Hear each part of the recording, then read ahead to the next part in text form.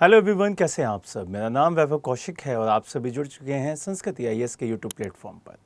आज हम जिस टॉपिक के बारे में बात करने वाले हैं वो जुड़ा हुआ है हमारे ईस्ट के एक पड़ोसी देश के साथ, उस देश के मेन मंत्री के साथ। और उस मंत्री का नाम क्या है? उस मंत्री का नाम है मोहम्मद यूनिस।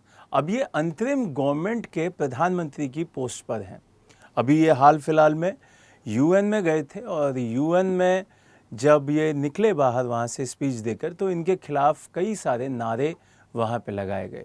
नारे क्या थे कि पाकिस्तान वापस जाओ।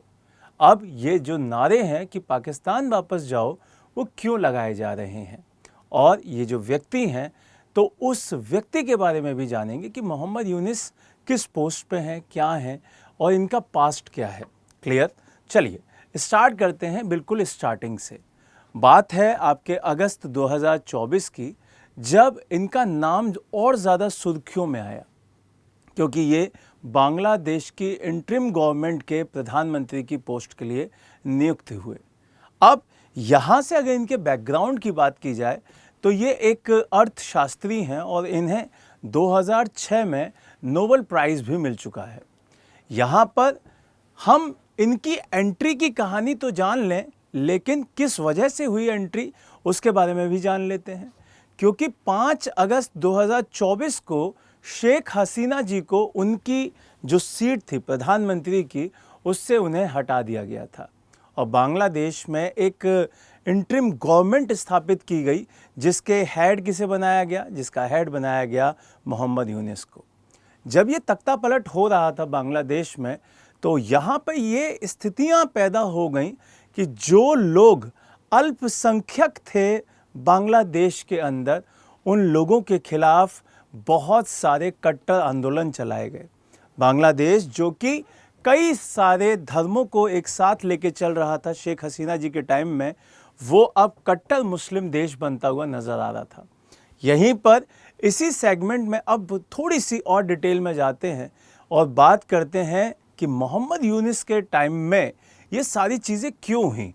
क्योंकि जब आप शेख हसीना जी का टाइम देखते हैं तो वहाँ पर सीधे सीधे सभी धर्मों के साथ मिलकर काम किया जा रहा था, लेकिन जैसे ही मोहम्मद यूनिस की सरकार बनती है तो वहाँ पे कट्टर इस्लाम को इम्प्लीमेंट किया जाता है। इसी वजह से जो वहाँ के अल्पसंख्यक हैं वो ये मुहिम चलाना स्टार्ट कर चुके हैं कि मोहम्मद यूनिस आप अपनी आंखें खोलें, और अगर आंखें नहीं खोल रहे हैं तो आप सीधे पाकिस्तान चले जाएं।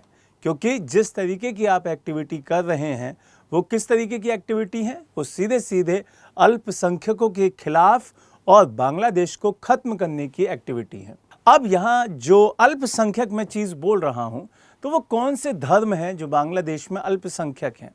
तो यहाँ पे मेनली हिंदू और बौद्धिज्म, इसके साथ साथ ईसाई भी वहाँ पर अल्पसंख्यक हैं। अगर हम बात करें कि बांग्लादेश ये सब कुछ क्यों कर रहा है, तो यहाँ पे ये बहुत अच्छे से समझना होगा कि बांग्लादेश आज की डेट में इन्फ्लुएंस है किससे? पाकिस्तान से। इसीलिए कई न्यूज़ में, कई बार, कई रिपोर्ट्स में, कई आर्टिकल्स में आपने ये पढ़ा होगा कि बांग्लादेश क्या बनता जा रहा है? पाकिस्तान 2.0 बनता जा रहा है।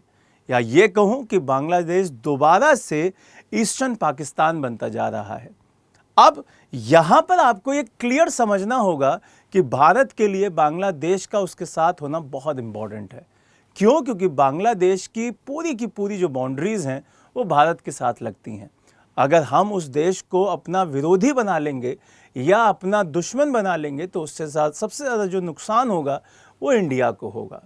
इसी वजह से अब आपको कमेंट बॉक्स में बताना है कि इन सब एक्टिविटीज़ में जो अभी मोहम्मद यूनिस के खिलाफ चल रही हैं, क्या भारत को 1971 में जिस तरीके से इंदिरा गांधी जी ने पूरा तख्ता पलट करवाया था, वैसे ही क्या सरकार को अब तख्ता पलट करवाने का समय आ गया है और दोबारा से शेख हसीना जी को वापस लाने का वक्त आ गया है? तो कमेंट बॉक्स में ज़रूर बताइएगा कि सरकार को इसमें क्या स्टेप लेना चाहिए।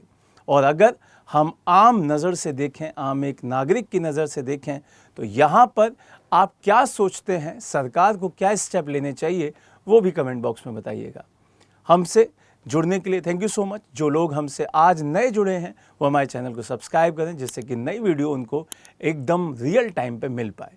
Thank you so much. जय हिंद, जय भारत।